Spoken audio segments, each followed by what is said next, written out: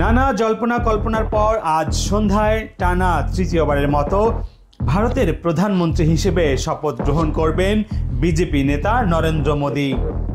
একই দিনে শপথ নেবেন তার মন্ত্রিসভার সদস্যরাও।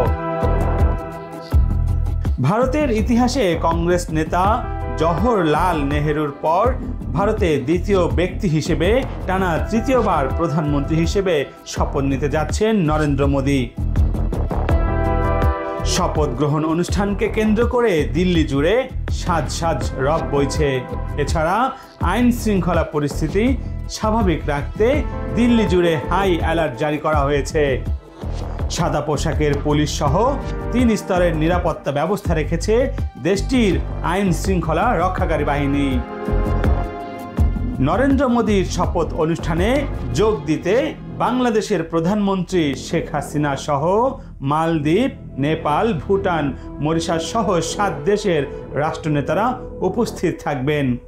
এছাড়াও এই শপথ গ্রহণ অনুষ্ঠানে আমন্ত্রণ জানানো হয়েছে 8,000-এরও বেশি বিশিষ্ট ব্যক্তিবর্গদের।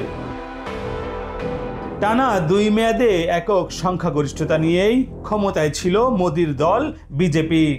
তবে এবারের নির্বাচনে তারা একক সংখ্যাগরিষ্ঠতা হারিয়েছে। যদিও সরকার গঠনের জন্য প্রয়োজনীয় সংখ্যাগরিষ্ঠতা পেয়েছে বিজেপি নেতৃত্বাধীন এনডিএ জোট।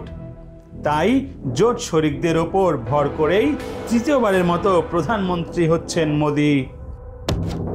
গত শুক্রবার এনডিএ জোটের নেতারা আনুষ্ঠানিকভাবে নরেন্দ্র মোদীকে প্রধানমন্ত্রী পদে সমর্থন দেন।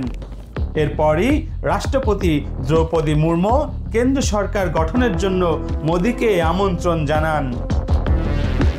জানা গেছে নরেন্দ্র মোদীর নতুন মন্ত্রিসভায় 27 থেকে 30 জন মন্ত্রী থাকতে পারেন। নতুন মন্ত্রিসভায় বিজেপি তার শরিকদের মন্ত্রণালয় বন্টন করতে পারেন। এরই মধ্যে শরিকদের সঙ্গে এ নিয়ে আলোচনায় নেতৃত্ব দিচ্ছেন বিজেপি নেতা রাজনাথ সিং, অমিত শাহ ও জেপি নড্ডা। ডেস্ক রিপোর্ট, বার্তা 24।